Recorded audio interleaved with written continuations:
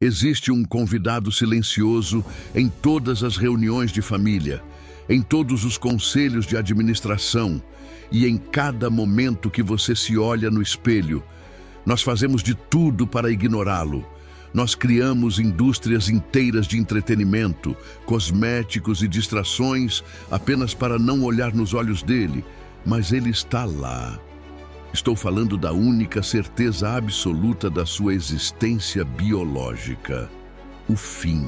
Seja bem-vindo ao dia 19 do Protocolo Mestre. Hoje nós vamos quebrar o tabu final. Vamos olhar para o medo da morte. Napoleon Hill, ao estudar mais de 16 mil pessoas, identificou que este é o mais cruel de todos os medos básicos. Cruel não porque dói, mas porque ele paralisa. A maioria de nós não tem medo de estar morto. O estado de morte é neutro.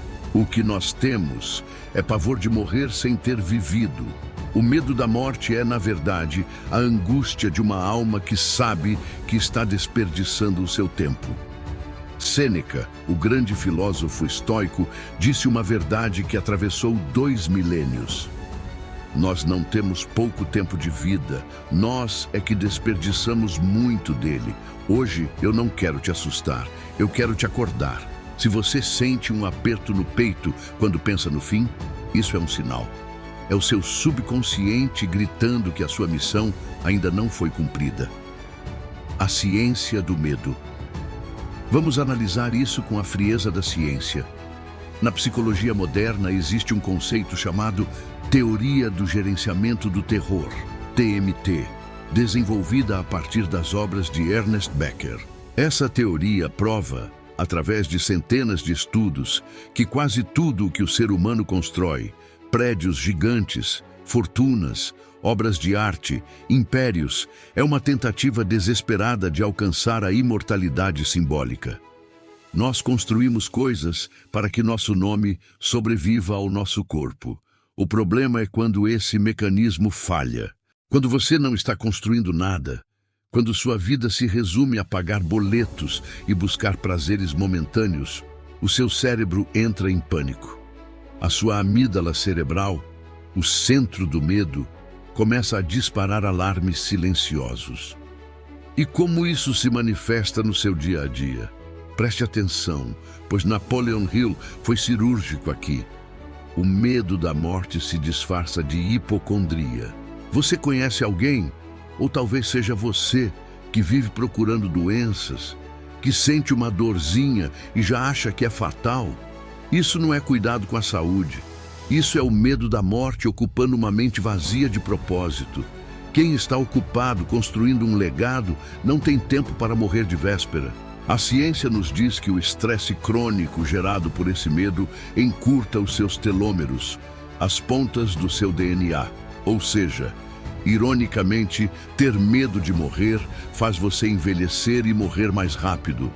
A única cura biológica e psicológica para isso é o sentido de vida, a perspectiva espiritual. Agora vamos elevar a conversa. Sei que muitos aqui no Sindicato da Mente acreditam em Deus e numa inteligência superior. Se você tem fé, o medo da morte é uma contradição. Pense comigo, se você acredita que sua vida veio de uma fonte criadora, a morte não é um fim, é uma prestação de contas.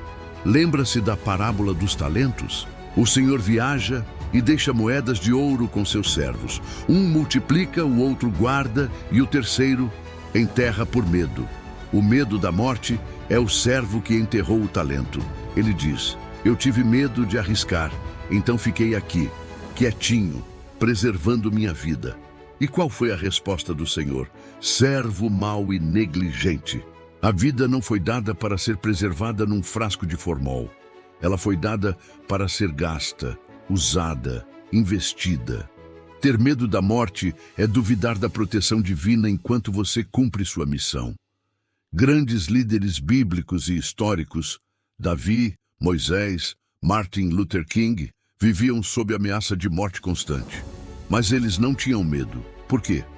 Porque a missão deles era maior que a vida deles. Quando você descobre algo pelo qual vale a pena morrer, é o momento exato em que você começa a viver de verdade. Memento Mori, a ferramenta. Então, como usamos isso a nosso favor? Não fugindo, mas convidando a morte para sentar na mesa de negociações. Os antigos estoicos usavam o Memento Mori. Lembre-se que você vai morrer. Isso não é mórbido. É a ferramenta de produtividade mais poderosa que existe.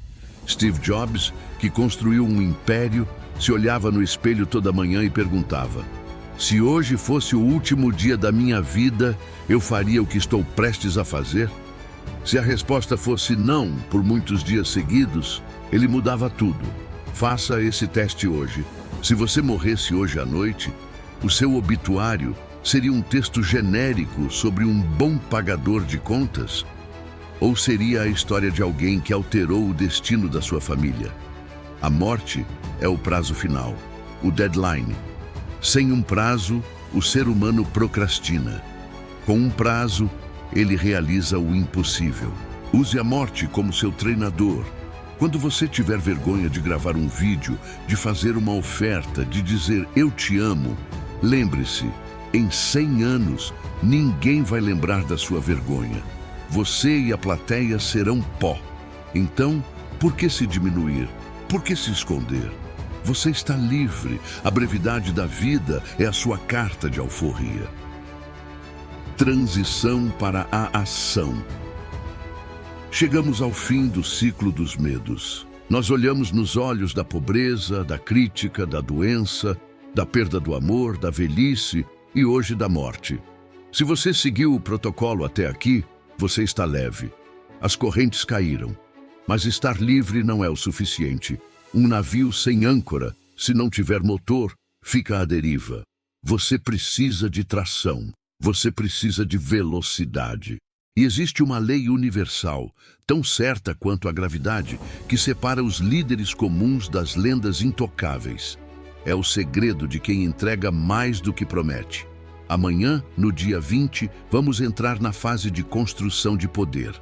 Vamos falar sobre o hábito de andar a milha extra, going the extra mile. Vou te ensinar como obrigar a vida a te pagar juros compostos sobre o seu esforço.